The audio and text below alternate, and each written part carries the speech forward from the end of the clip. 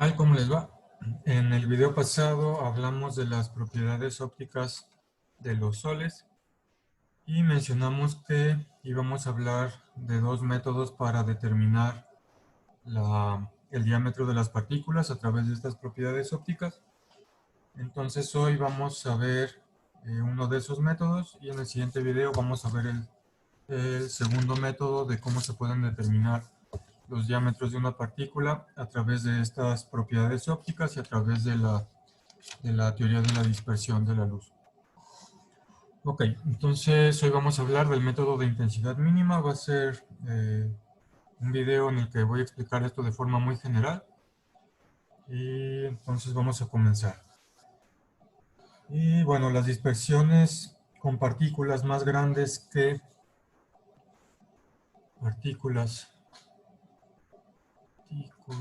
más grandes que 1800 angstroms de diámetro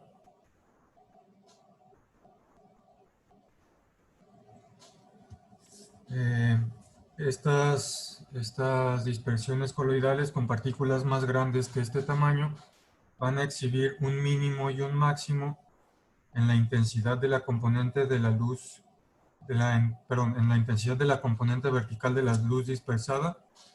Acuérdense que de la luz dispersada iba a haber una componente vertical que íbamos a llamar así. Y va a haber un máximo y un mínimo en la gráfica cuando graficamos esta luz dispersada, cuando graficamos la intensidad contra el ángulo de dispersión. Habíamos visto que teníamos un rayo primario y que cuando chocaba con una partícula iba a haber un ángulo de dispersión. Entonces, conforme la intensidad de ese ángulo que se dispersa tiene una componente vertical, esa componente vertical pues va a ser esta de acá. Y también tiene una componente horizontal. Si hacemos la proyección trigonométrica, para acá esta es la componente vertical y para acá esta sería la horizontal. Entonces, a través de que va a haber esa relación, cuando graficamos estas dos cantidades, vamos a encontrar un máximo y un mínimo. Es decir, un máximo y un mínimo me refiero a lo siguiente. Si estoy graficando solo como ejemplo XY y tengo una gráfica, por decir algo, de esta forma, quiere decir un máximo es el punto más alto en la gráfica, este sería el máximo, y un mínimo sería el punto más bajo en la gráfica. Entonces, al graficar estas dos cantidades, voy a encontrar un máximo y un mínimo, y estos dos investigadores,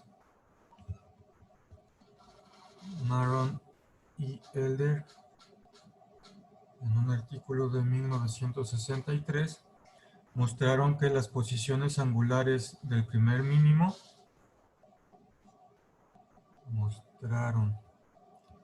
las posiciones angulares del primer mínimo, que vamos a llamar θ sub 1, se relacionan con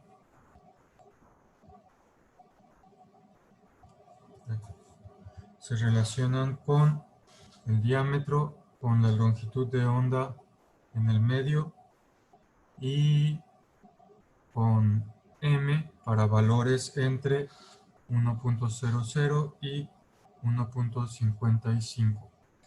Entonces encontraron que este ángulo se va a relacionar con el diámetro, con lambda y con m, mediante la siguiente ecuación. Mediante esta ecuación. Diámetro entre longitud de onda en el medio multiplicado por el seno del ángulo 1, donde está el mínimo, entre 2 es igual a 1.062 menos 0.347 multiplicado por el índice de refracción relativo. Entonces estas cantidades, este de aquí, tendríamos el primer mínimo en θ1. Si tenemos, por ejemplo, de este lado el ángulo y de este lado la intensidad, el primer mínimo, por decir algo, si la ecuación es algo así, el primer mínimo de aquí, vamos a tener un valor para ese ángulo que vamos a llamar θ1, ese ángulo es este ángulo de acá. Para este valor, estos dos investigadores encontraron que ese valor se relaciona con el diámetro, con la longitud de onda de la luz en el medio y con el índice de refracción relativo, que vimos todos estos valores en el video pasado. Si tienen dudas, chequen otra vez ese video. Entonces encontraron que este ángulo se relaciona con estas tres cantidades. Si experimentalmente conocemos este ángulo, si experimentalmente conocemos el valor de m y si experimentalmente conocemos la longitud de onda dentro del medio, entonces de esta ecuación podemos nosotros despejar d y calcular el diámetro de las partículas en base a los demás datos experimentales. Y bueno, entonces este es el método de intensidad mínima y a través de esta forma, a través de conocer estos valores a través de ciertos experimentos, nosotros vamos a poder estimar el diámetro de las partículas. Y bueno, como les decía, este método puede aplicarse a partículas mayores que 1800 angstroms, porque es cuando se encuentra que hay estos mínimos a la hora de graficar la intensidad de la componente vertical del rayo dispersado con el ángulo de dispersión con respecto al rayo primario. Y bueno, pues en términos muy generales es de esta forma cómo podemos encontrar el diámetro a través del método de intensidad mínima. Obviamente pues